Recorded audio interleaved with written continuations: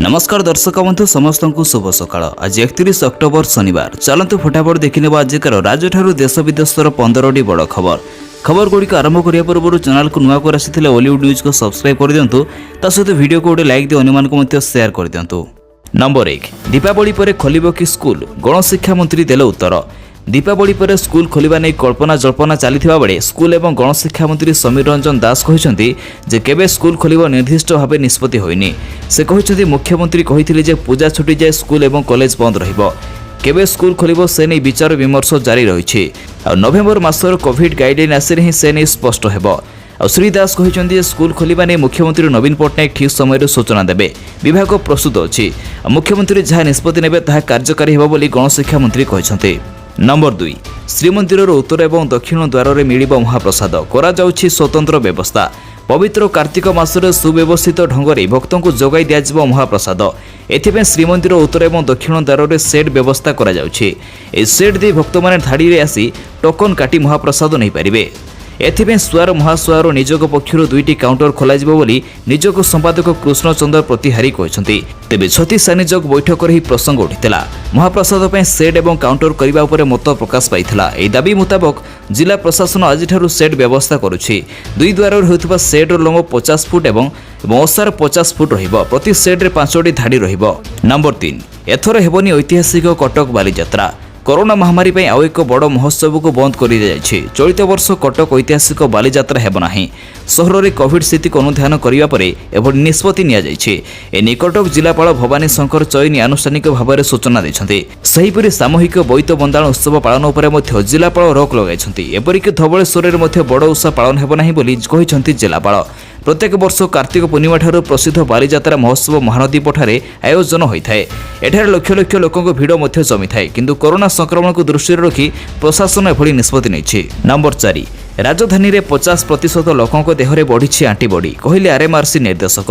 राजधानी भुवनेश्वर एपर्यंत 50% लोकों शरीर में आंटीबॉडी सृष्टि होइछि। निकटरे शेष होइतिबा सेरो सर्भेर फलाफल प्रकाश पाइबा परे भुवनेश्वर स्थित आंचलिक चिकित्सा विज्ञान प्रतिष्ठान आरएमआरसी निर्देशिका डॉक्टर संघमित्रा पति ही सूचना देछन्ति। राज्य सरकार द्वारा आयोजित सांबादिक सम्मेलन में श्रीमती पति कहते सर्भे अनुसार भुवनेश्वर 50% लोकों को कोरोना छुईंछि। कोरोना संस्पर्श आसिबा परे समानक देहरे आंटीबॉडी विकसित होइछि। तेबे ओडिशा प्रथम राज्य भाव में सेरो सर्भे करथिला। रथयात्रा समय यह पुरी ठारू आरंभ होइथिला। नंबर 5 बालेश्वर एवं तीर्तोल उपनिर्वाचन पर छुट्टी घोषणा। बालेश्वर एवं तीर्तोल उपनिर्वाचन पर गतकाली निर्वाचन आयोग छुट्टी घोषणा करिसेंति। भोट ग्रहण हेबा दिन एही 2 निर्वाचन मंडलीर भोटर थिबा समस्त सरकारी एवं बेसरकारी कर्मचारी माने छुट्टी नहीं भोट दे पारिबे बोली कहा जायछि। नवेम्बर 3 तारिख में बालेश्वर एवं तीर्तोल विधानसभा आसन पर उपनिर्वाचन हेबो। या पूर्व गतकाल निर्वाचन आयोग ही छुट्टी घोषणा करिसेंति। तेबे छुट्टी में कौनसी कर्मचारी को वेतन कटा जाय पारिबो नाही। एने गतकाली जुग्म मुख्य निर्वाचन अधिकारी शत्रुघ्नकर चिठी लिखि समस्त विभाग मुख्यों को जणाइछन्ति। नंबर 6 बंगोपसागर में आज ठारू लघुचाप ओडिशा उपरे विशेष प्रभाव नाही। बंगोपसागर आउ एक साइक्लोनिक सर्कुलेशन सृष्टि होइछि।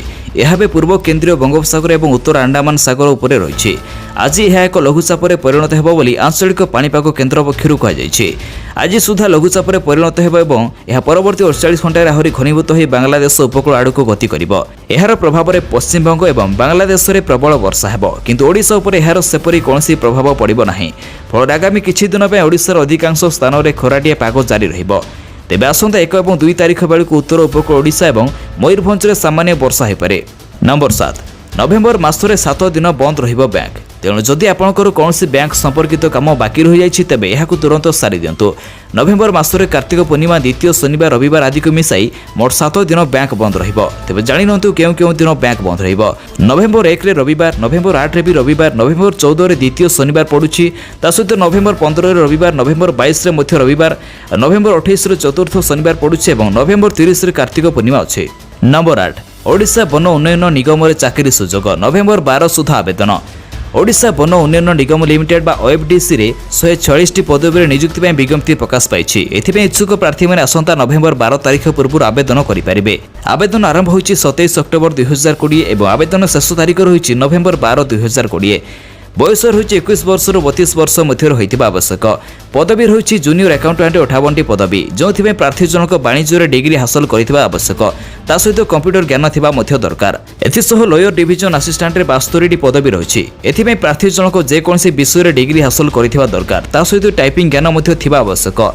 एसहित जूनियर स्टेनोग्राफर में 16 पदवी अच्छी। यह पदवी में प्रार्थी जनक डिग्री हासिल करथिबा सहित टाइपिंग ज्ञान और स्टेनोग्राफर सर्टिफिकेट थिबा आवश्यक।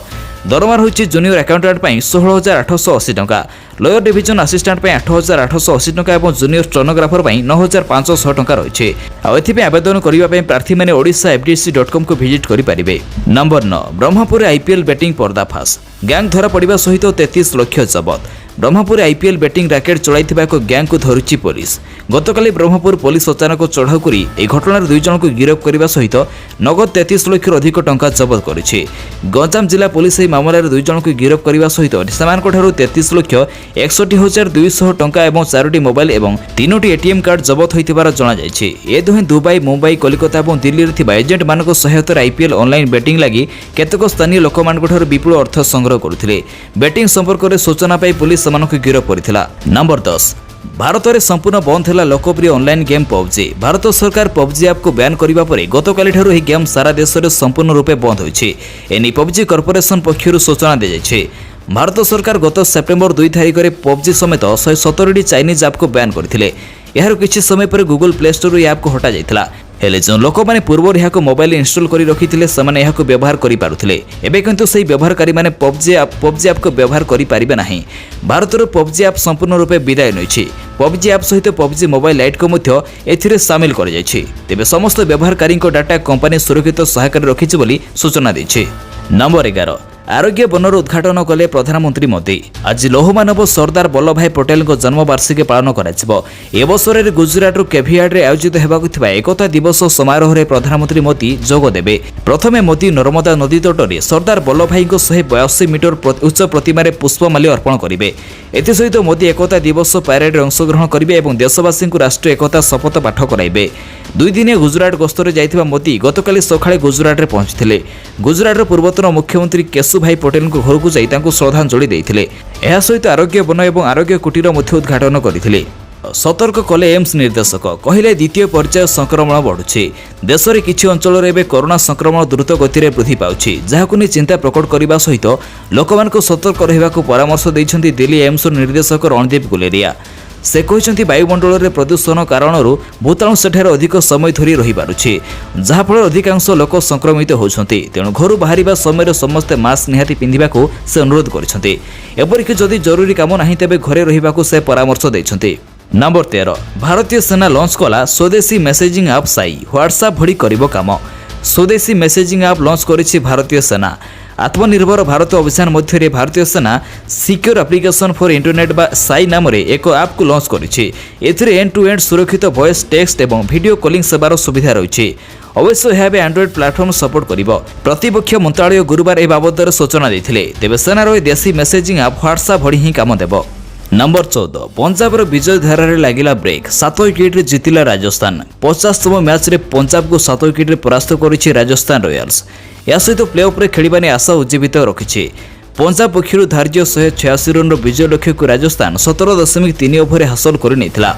टॉस हारी प्रथम बैटिंग करिथिबा पंजाबर क्रिस गेल और निकोलस पुरान को विस्फोरक बैटिंग कर द्वितीय विकेट 41 रन जोड़िथिले।